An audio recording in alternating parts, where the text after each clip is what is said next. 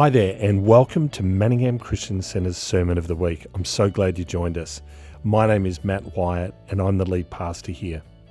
My prayer for you is that as you listen, you encounter God and find this message practically helpful. It would mean a lot to us if you were able to rate and subscribe. This not only lets us know how we can serve you better, but also spreads the message to those who need to hear it. Hey, thanks so much again, and I look forward to catching up with you later. Bye.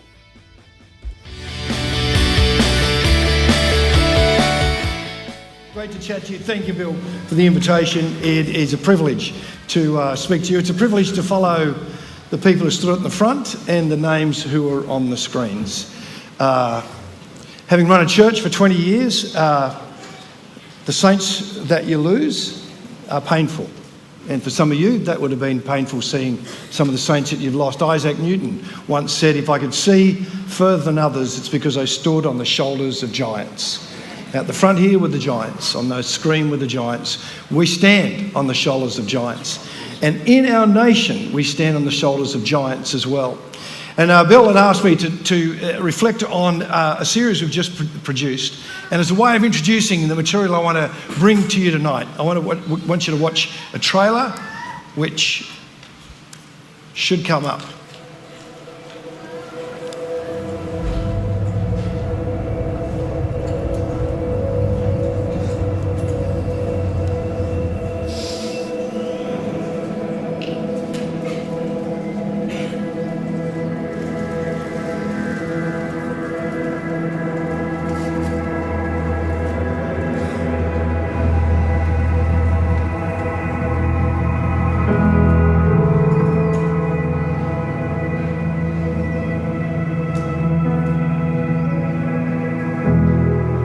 Stories matter. Stories are important. They tell us where we've come from. They remind us about what is valuable. They help clarify our future. I think faith was here a long, long time ago, that God established himself here in this nation long before any of us were here. And that faith existed and exists today. Thought, I don't care what it costs me, I'm going to see what these guys have got that I haven't got. For the first time in my life, I met a priest who had a social conscience, and suddenly it was as if I saw for the first time, this is what Jesus is like. He'd written a letter to his dad at 21, said, "You know, Dad, if the gospel of Jesus is the real thing, we need to find a way of expressing it to the people of the bush. It's no good building churches out here. They need hospitals." I went to church with my new friend Lisa and I heard the gospel. I heard about Jesus. So I prayed right there on the street, and no word of a lie, right on that bench over there. I asked Jesus into my heart, and in the instant I started weeping and crying. And it was like, you know what, I became that little boy again that just wanted that father. It's like my Father in heaven came down and just said, "Son, it's all going to be all right." In Faith Runs Deep, we unearth the stories of faith that have helped shape Australia. Join us as we drive across Australia in an iconic Holden Ute to explore the stories at the heart of our culture and see how the followers of Jesus have influenced Australia.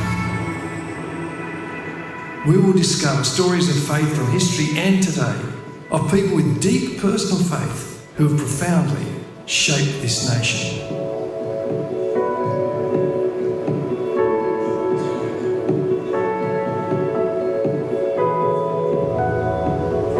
Australia lives off Christian capital to this day. The very first words of our Constitution, humbly trusting in Almighty God, is woven into the very fabric of who we are as a country.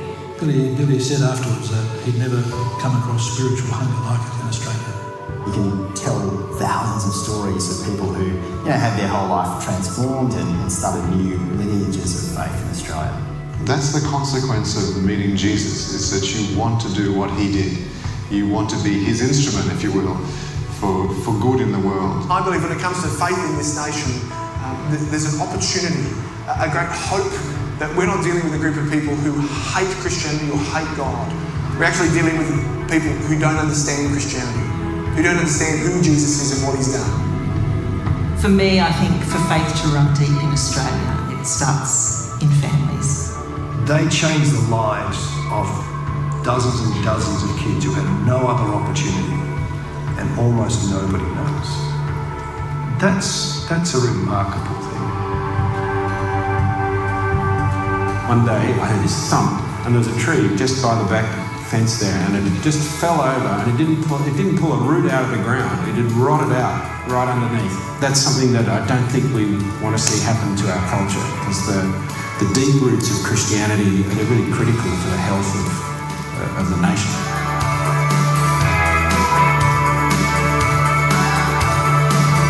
Join us on this journey as we discover where faith runs deep in Australia.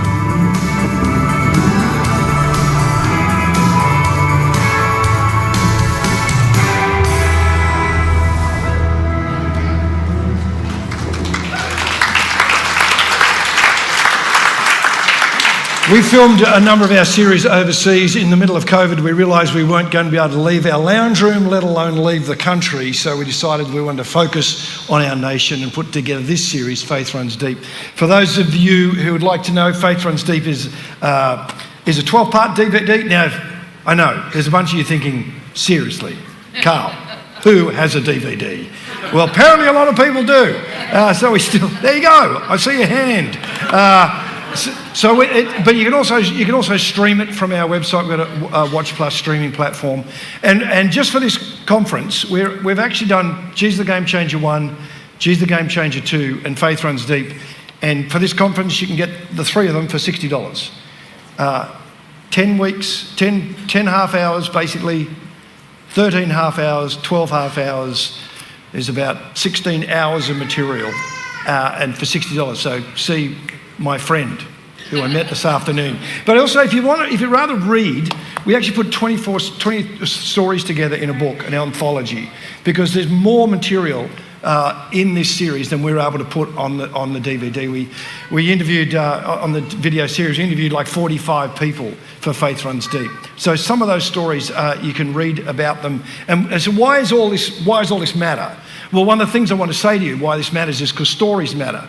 I'm going to talk about this a bit more tomorrow morning, a bit more about stories, but I want to say this right now. Stories matter, not because it's the way we entertain ourselves, but it's the way we pass on values. I mean, you think about this. What do you do when you get together as a conference like this? When you bump into friends you haven't seen since last year or a few weeks ago, what do? You tell stories. What happened last year when we get together as a family? What do? We tell stories. Why do we tell stories? It's not just entertainment because we're bored. It's actually, they contain values that we pass on. We do it as families. We do it all the time. We get together at Christmas. And you know what's bizarre? We tell the same stories as we told last year. And nobody says, Grandma, seriously, 5 years, no new stories. There's something about how we pass on values. Now you think about this. I want to talk about this tomorrow morning again. We do it as a family. We do it as a community. We do it as a nation. And here's is part of the motivation for this series. What are the stories they're telling about the Christian church in our nation in the last 20 years? And most of us know they're not good. And most of us know that the kind of outcome of that is this sense that, well, the church sits on the outside of secular Australia. There's a sort of story, a narrative, a culture in our nation that's developed over the last couple of generations, which goes something like this.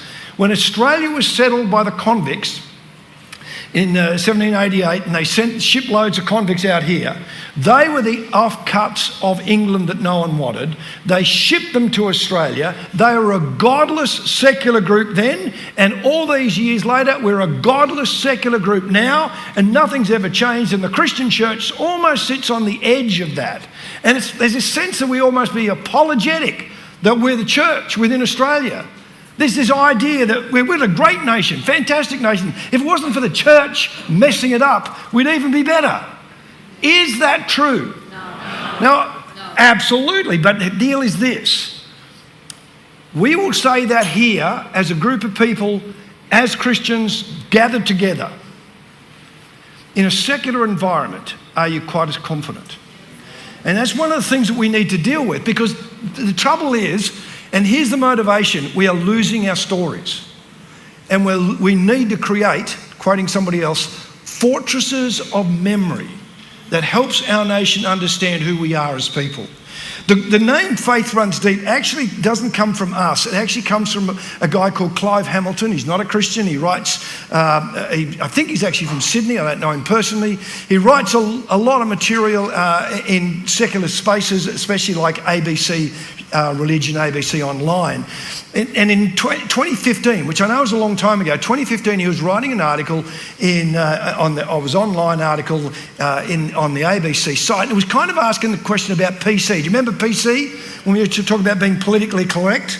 Now everything's woke. It's the same stuff. It's just changed names. And he's talking about being PC and all the issues with being PC. And then he says this. He said, we need to be careful, though, that we don't just jettison everything from the past. And here is a secular writer and secular thinker who makes this statement. He says, I'm not a Christian, but I believe that the cultural legacy of Christianity runs deep and should not be discarded. Now, why he would say that is because he understands our history. One of the quotes you just saw was from a guy whose name's Roy Williams. Roy Williams is on our series. Roy Williams has written a number of books, one of them called Post-God Nation ? And when Roy Williams wrote Post-God Nation, he started to think about the influence of Christianity in our nation. And here's a longer clip of what he was saying when we chatted to him. This was shot in South Australia, by the way. The philosopher is of Christian capital to this day.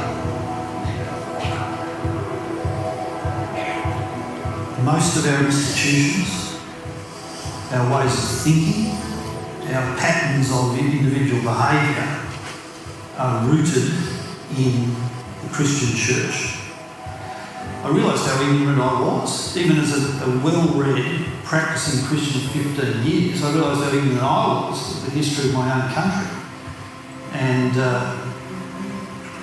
I was now in a position to answer people when they said, the history of Australia, Christianity's either played a minimal role, or to the extent it's had any influence, it's always been for the worse.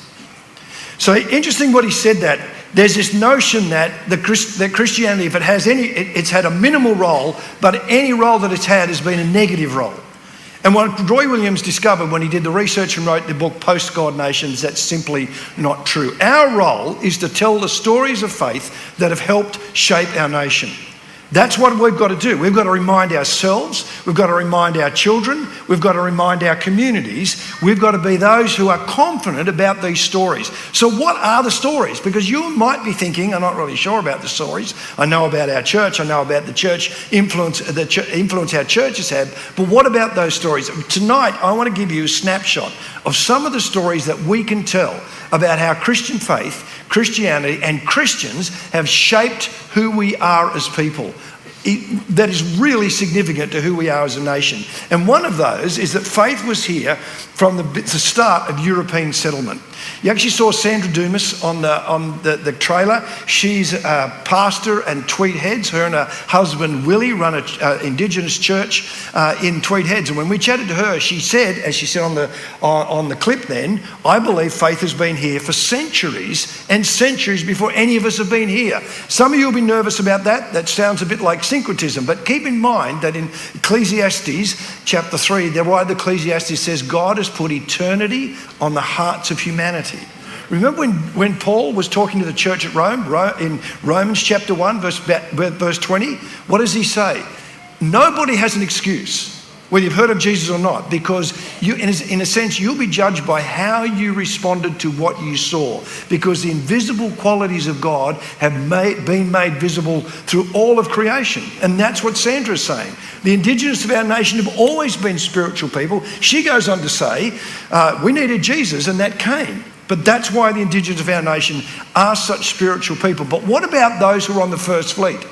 Who was on the First Fleet that made a difference? Well, one of the people was actually Richard Johnson. Now, if you know some of your history, you'll know Richard Johnson was a chaplain on the First Fleet.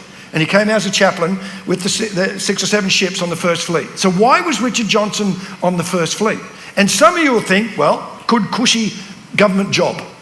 Probably had great retirement benefits, take a job with the government, get on the boat, sure, I'll get back to England eventually, great safe career. That's not why Richard Johnson was on the First Fleet. When the First Fleet was first announced that they were sending the convicts to Australia, the British had lost the war with the Americans. They couldn't send any more convicts to America. They had hulks with prisoners on the Thames. They were not sure what to do. What do you do with all these prisoners? So they decided they were going to send them to New South Wales. One of the people who was clearly very unhappy about that was a guy who you would know called William Wilberforce. Now, William Wilberforce was in Parliament. He'd been in British Parliament since he was 21. Remarkable story of coming to faith himself, William Wilberforce. And then William Wilberforce heard about the First Fleet, was incredibly upset, and he goes to William Pitt, who was his friend. William Pitt was now the Prime Minister of England. He said, well, if you're going to send these people to the other side of the world, we want to choose the chaplain, the person that's committed to the gospel and the message of Jesus. We want to choose that person on the First Fleet. And William Pitt agreed with William Wilberforce. So Wilberforce then went and spoke to his friend John Newton. Now, John Newton, you'll know, wrote the hymn Amazing Grace. The old one, not the one with the new hipster verse in the middle of it. It's just a bit of a later edition. Now, John Newton, you might think about him as being a hymn writer because he wrote Amazing Grace, but John Newton was actually a really key church leader in London. He ran a church called St Mary's Woolnoe, which is just near the Bank of England, and it's still there, Bank Station. So, and John Newton was a really key individual, and Newton and Wilberforce were friends. So they spoke, and John Newton, because of his connections, knew a guy whose name was Richard Johnson. And he writes to Richard Johnson, he says to Richard Johnson, they're sending the First Fleet, we want a representative of the gospel and Jesus on the First Fleet, and we think you're the right guy, will you do it? And Richard Johnson said, it's the dumbest idea I've ever heard, or different phrasing to that. He didn't want to go. And he goes home and he has this thought, what if God's in this? What if this is God's call on my life? What if this is my moment for the gospel, the Great Commission? And he goes back to Newton and to Wilberforce and said, I'll go. But he had another conversation that he had to have. You see, Richard Johnson was engaged to be married. And he hadn't been married yet. And he was engaged to a lady called Mary Burton. Now, asking someone to marry you is a tough call. It's a little nerve-wracking. How's this conversation? We need to bring the wedding forward because we're going on a cruise.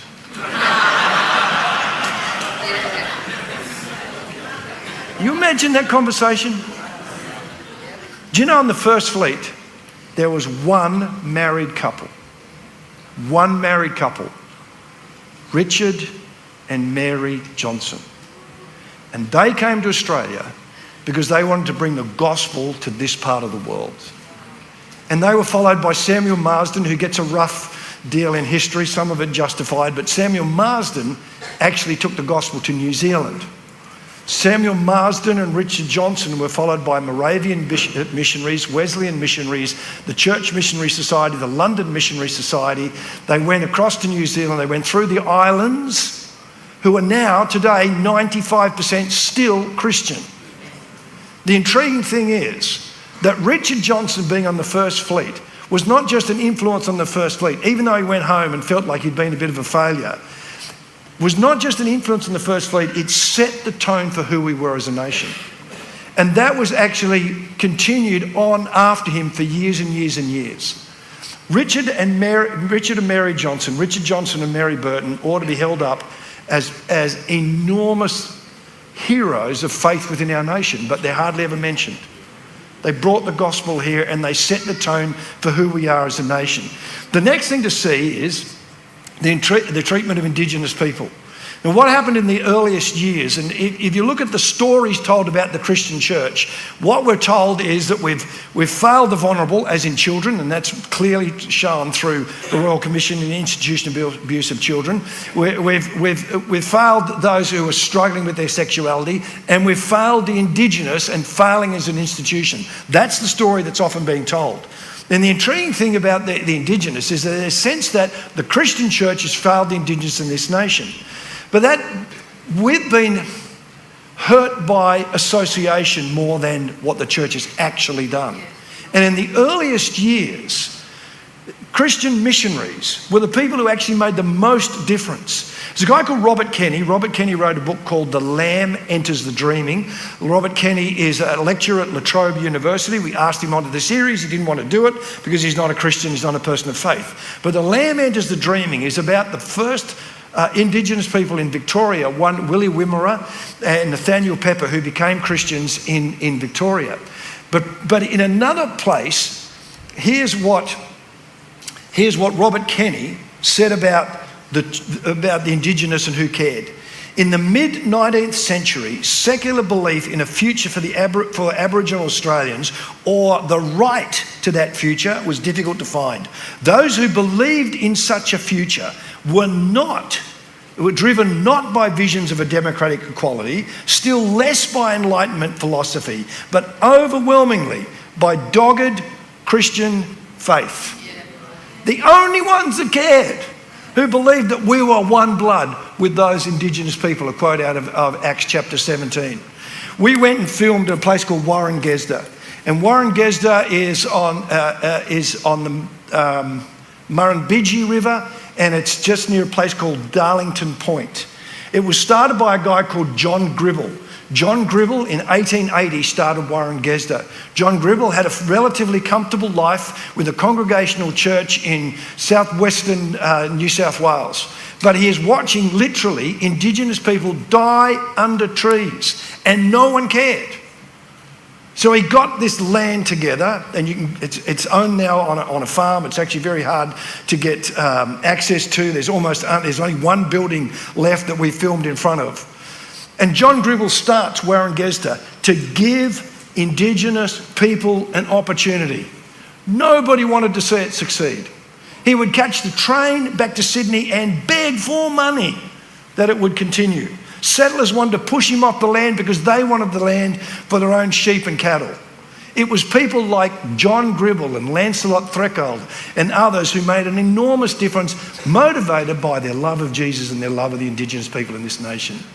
We have a fabulous heritage that we need to tell in that area. The third is the impact of governors in the adolescence of Australia. The governors in the earliest years of our nation, and one was Lachlan Macquarie. Now, you've probably heard the name Lachlan Macquarie. One of the reasons you've heard the name Lachlan Macquarie, while he and his wife Elizabeth were Christians, and I'm going to talk about that in a moment, they basically named tons of Australia after themselves. So while they were growing in their discipleship, humility wasn't part of the area that they were working on. But Lachlan and Elizabeth Macquarie, Lachlan had a checkered history as a young man, married Elizabeth, very pious, committed Anglican, on the way out here, reading the Bible and asking themselves this question: what does it mean to be a Christian governor? Now, what does it mean to be a Christian politician is a difficult thing to work out, and people have struggled with how to do that well. What does it mean when you're a governor in charge of basically criminals sent out here to the end of the world to rot? What does it mean to be in charge of a whole bunch of convicts? What does that mean? And the thing that came across Lachlan Macquarie that was incredibly important and passionate for him was that God had given him a second chance, that God had saved him, that God was the God of second chance, the God of grace, the God of mercy, the God of the opportunity. And here's where Lachlan Macquarie landed. If I have experienced the grace and mercy of God, how much more should I pass that on to everybody I can? The governor before Lachlan Macquarie emancipated. Now, emancipated is a fancy word that means gave freedom to. Governor Bligh gave freedom to, emancipated 2 convicts. Lachlan Macquarie, in around 8 years, emancipated 1,550 convicts. And that was all based on this notion that God has forgiven me and my job is to pass that on to others. Now, that's important at any time in history. But keep in mind at that point of history, there was the notion that this was the criminal class. It's like they were born criminals, they're going to die criminals, they can't be helped. And there were even those within the Christian church who tended to think that that was the way it was. Lachlan Macquarie actually got himself into quite deep trouble with the establishment of England because he believed in forgiveness and a second chance. And Lachlan Macquarie gave that to the people of Australia. If you want to ask the question, that notion of the equality of all people, the opportunity for a second chance, the opportunity to have a go, and is part of our culture, it would not be too much of a stretch to say that Lachlan Macquarie, all those years ago, started that. Another person who was a guy called Richard Bourke. Richard Bourke was the governor of New South Wales in the 1830s. Have you noticed when you drive around, certainly New South Wales, probably Victoria as well, that you go into these little towns and there are 4 churches? Have you noticed that? And there's 4 small churches and they all look quite old and they all look the same. And it's funny because if I tell you that, you'll think, yeah, I've noticed that. But we kind of be so used to it. So why are they all there? There was a thing called the 1836 Church Act, and it was started by Richard Bourke. And Richard Bourke was a high church Anglican, and Richard Bourke believed as a high church Anglican that religion was good for a country and religion was good for a community. But if you're going to have religion and you're going to have faith, you're going to have to give them a building to meet in. Richard Bourke started the 1836 Church Act, which said this: if you are a gathering of Catholics, Anglicans, Presbyterians or Wesleyans, Baptists and the Pentecostals missed out. The Baptists were around at that time, but they believed in, a very dignified, valued position of separation of church and state, so didn't get involved. But those 4 churches did. And Richard Bourke, for 30 to 40 years, would pay for the building of churches all over Australia. This country, and I'm just about to jump on a soapbox, this country, the churches of this country, in the 1830s through to about the 1880s was gifted what is now worth billions of dollars of resources. And you know what's happening? They're slowly selling them off and putting it into general revenue. And nobody's held accountable. And it's an enormous disappointment. But here, what do we see? Here is a governor that's setting up the culture of our nation by instilling churches into local communities. Let me just bounce over at La Trobe to say this. One of the key influences on Australia was the 19th century, those who immigrated to Australia in the 19th century were deeply impacted by the revivals in the UK. We cannot underestimate the fact that in the UK, because of John Wesley, George Whitefield, and the Wesleyan revivals and revivals because of Whitefield all the way across England, Scotland, Wales, England, you had this enormous influence of the gospel in England at the time. There were people in Australia who were going back to England to recruit people to Australia who were deeply influenced by that, and one was J.D. Lang. Now, J.D. Lang was a Presbyterian. He must have been the most annoying, contrary guy that the world has ever seen. He got jailed twice, once for libel and once for not paying his bills. But J.D. Lang was absolutely committed to Australia, absolutely committed to the gospel, and absolutely committed to drawing a whole new generation of people into this nation. J.D. Lang would go back to England, especially to Scotland, and recruit. Literally, they think he recruited 10,000 people to move to Australia. He wrote a book that talked about the virtues of Australian cotton, because what he wanted to do was undermine cotton in other parts of the world, to undermine the slave trade. J.D. Lang had an incredible influence in this nation. In fact, there was a Bulletin magazine in 1880, looked back over the first 100 years of Australia, Bulletin magazine, secular magazine, and asked the question, who are the most influential people in this nation in the first 100 years. And guess who they landed on as the most influential person? J.D. Lang, a Presbyterian. This series is overwhelmed by Presbyterians because everybody we came across that made an enormous influence ended up being a Presbyterian. And I think it was the influence of J.D. Lang. There's a guy called George Fife Angus. For those of you from South Australia, you should know the name. Do you know the name George Fife Angus? George Fife Angus, in a kind of odd way, ended up with owning about 11,000 hectares of South Australia before he came here. The shots that's going to be on the background just as I'm talking is actually of Angus Town, which is named after George Fife Angus, and we're about to see the ute pull up in front of Colling Grove. Colling Grove, not Collingwood. Just getting that clear for those of you a bit over with AFL. George Fife Angus eventually moved. This was one of his houses. The other house is owned by Golden Farms Horse Racing and wouldn't let us on to film. George Fife Angus was a committed evangelical, committed Christian, and wanted to see Australia and South Australia influenced by the person of Jesus. There were a bunch of people who came to visit George Fife Angus from Lutherans from what was then called Prussia, and they felt they were being oppressed in Prussia by the Queen of Prussia at the time. George Fife Angus said to them, "You should move to South Australia." He helped 400 of them emigrate to South Australia, hence the wine growing district of the Barossa Valley. And aren't we all pleased? At least one of our friends are pleased. And even as a Baptist, even I'm pleased. When we were doing this series, one of the things that that I wanted to do was politics. And here was my area of greatest ignorance, because I thought, well, when we do politics, we'll have people like, the kind of conservative side, the Liberal Country Party. I guess I wonder if we can find anybody from the Labor side. How stupid was I? How ignorant was I?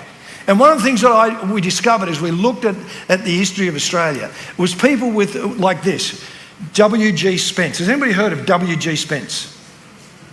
W.G. Spence came from the Wimmera area in Victoria. W.G. Spence was a Presbyterian. W.G. Spence was a Sabbath-observing, teetotaling, Bible-believing Presbyterian. W.G. Spence started the Shearers Union. W.G. Spence started the Miners Union. And W.G. Spence was key in starting the AWU. He also helped formed the Labor Party and was one of the first Labor Party politicians. W.G. Spence, Bob Hawke was actually once quoted as saying W.G. Spence was a huge influence on the union movement in Australia. Let me give you another name, James McGowan. Jim McGowan was the first Labor Premier of New South Wales. He was a Boilermaker in background. He was a unionist and became a Labor Party politician. And Andrew Fisher, my mate Andrew Fisher drives the Jesus Ute, but it's not him. Andrew Fisher was from the Miners Union in Queensland, Scottish in his background, came to Australia. He was Prime Minister of Australia 3 times in the kind of in and around First and Second World War. Question: what is the one thing that these 3 guys had in common other than the fact I just said they were Protestants? They all ran the Sunday school in their local church before they went into politics. These men were deeply influenced by the person of Jesus. I talked to Paul Rowe, who calls himself the Outback Historian. We interviewed Paul 3 different times, once at Burke. And at Burke, I was chatting about W.G. Spence, because just in the pub just down the road in Burke is where the Shearers Union got together, and there was a huge strike. Paul Rowe said it was close to civil war in Australia, and the Shearers Union met in a pub down the road. And I said to Paul Rowe, what was it that caused W.G. Spence to be involved in the union movement? He said, what he believed, from what he read about Jesus in the Bible, was on Sundays, the church's job is to look after men. Yes, he just talks about men. But during the week, that's the union's job. And we need to stand with men in the unions. Now, in all of that process, we talked to Steve Shabora. And Steve Shabora said this about a very early election in New South Wales.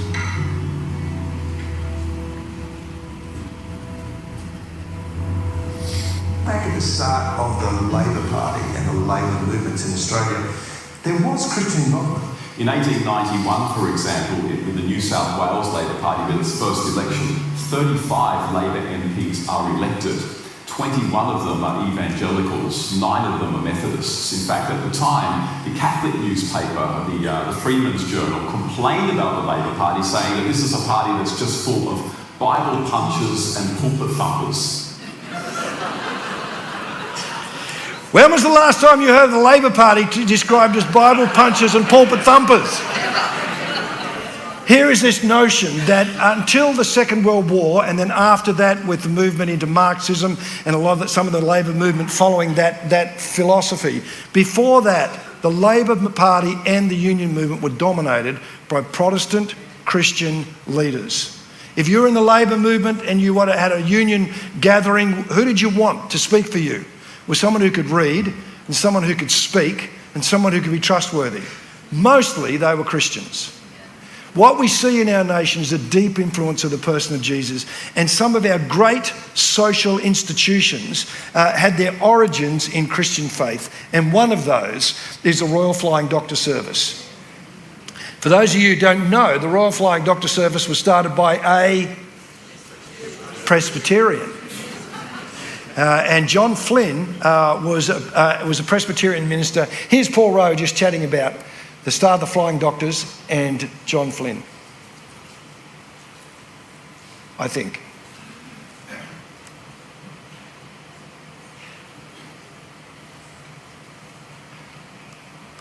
Let's try that again. See if it starts this time.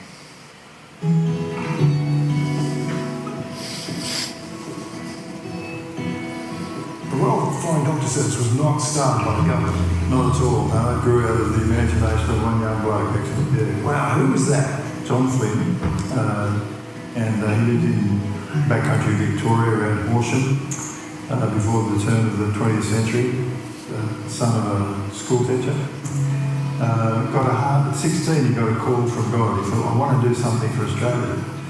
And he went to Bible college, didn't do all that well. They sort of fluffed him out the door. He ended up a circuit preacher in Gippsland. He borrowed a saying from a missionary, Wilfred Grenfell, over in Canada. He said, if you want to commend your gospel to men, you first of all do something for them that they understand. Yeah. He'd written a letter to his dad at 21, said, you know, Dad, if the gospel of Jesus is the real thing, we need to find a way of expressing it to the people of the bush. It's no good building churches out here. They need hospitals. So John Flynn, as a minister and follower of Jesus with a great commission on his heart and a burden for our nation, started to help wherever he could. He went out to Gippsland and then, as Paul Rowe said, then into northern South Australia. One of the things that John Flynn did in the earliest days was to write a thing called the Bushman's Companion. If you go to the Royal Flying Doctor Service museums, you can still buy a copy of the Bushman's Companion. It says, and he gave away literally thousands of copies of the Bushman's Companion. It's this really interesting little book that he wrote and developed. It actually had some first aid guides in it. It had some Henry Lawson poetry in it. It had some kind of hints about what you should do. It had messages from the Bible in it. It also had the outline of a funeral. Now you're probably thinking, why would you do an outline of a funeral? Mostly we don't understand that, because if you are in the middle of Australia and it's in the middle of the late 1800s, you have no clue, no help. No one's there if something goes wrong.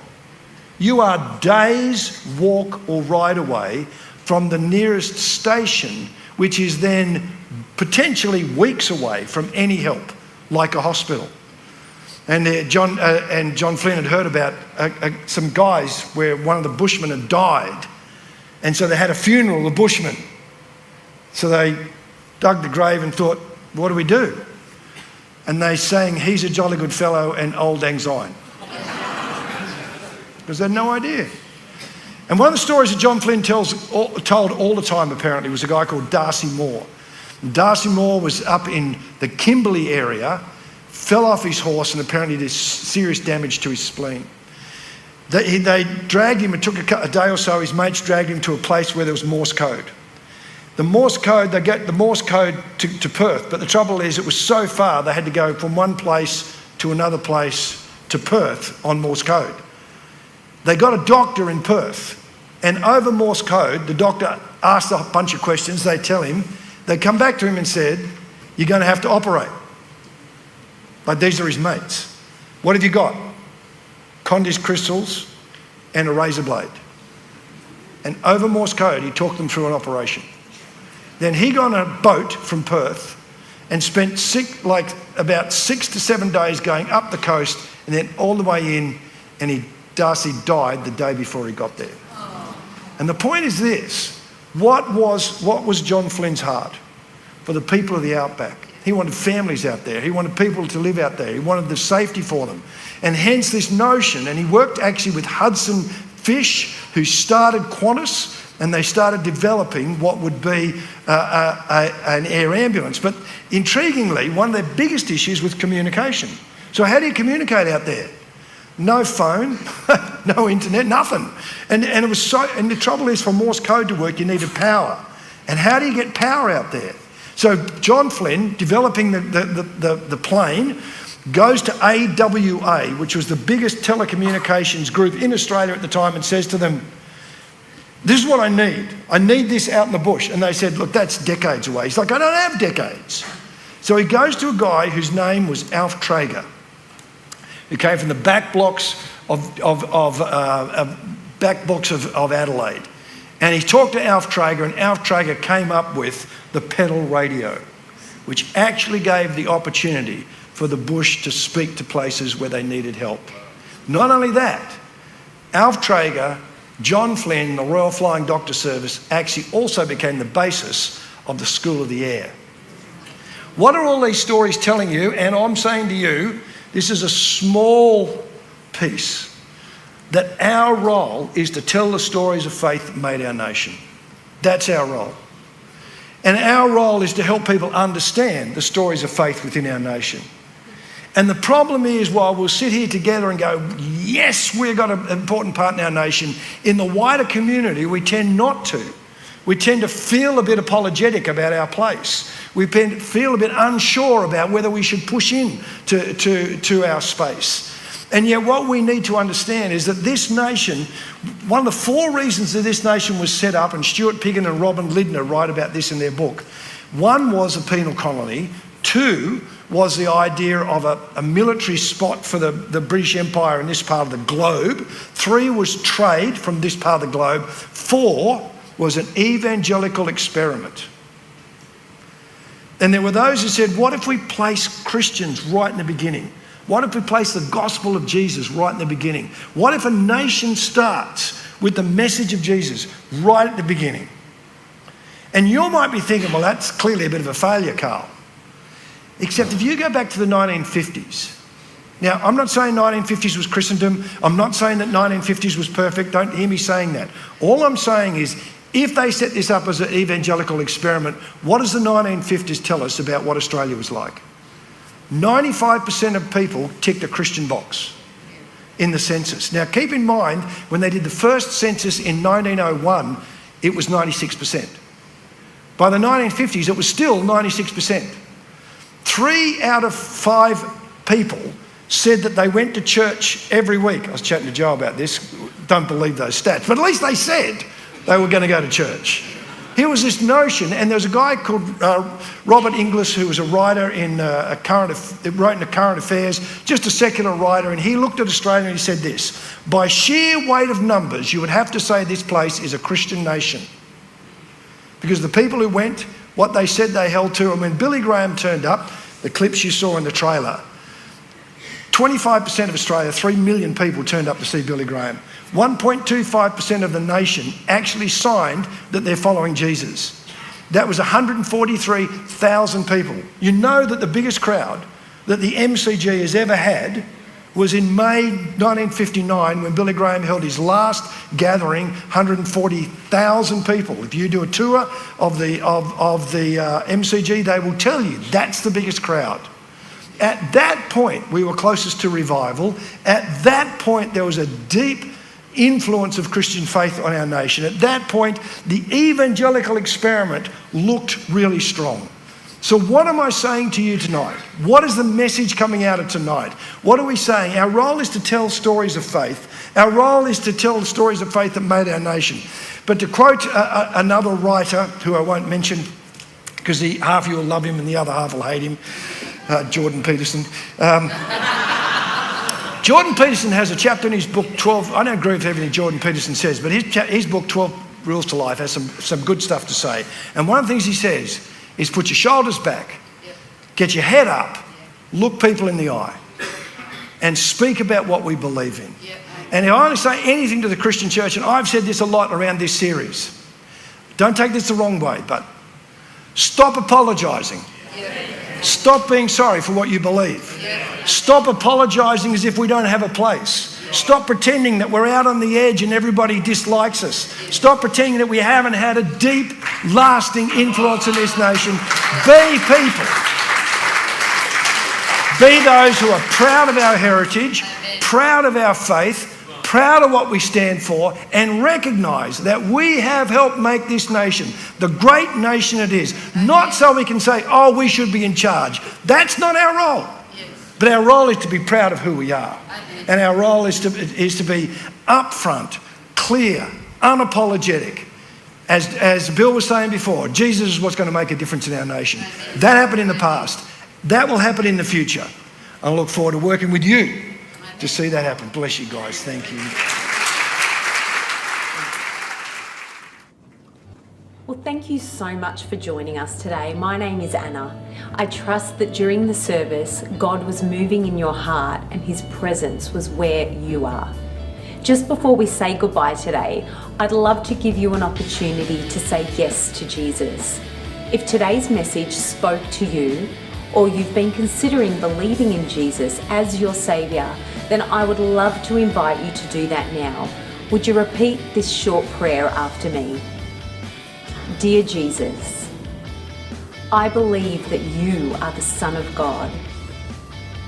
I believe that you died for my sins and that you rose again to give me life.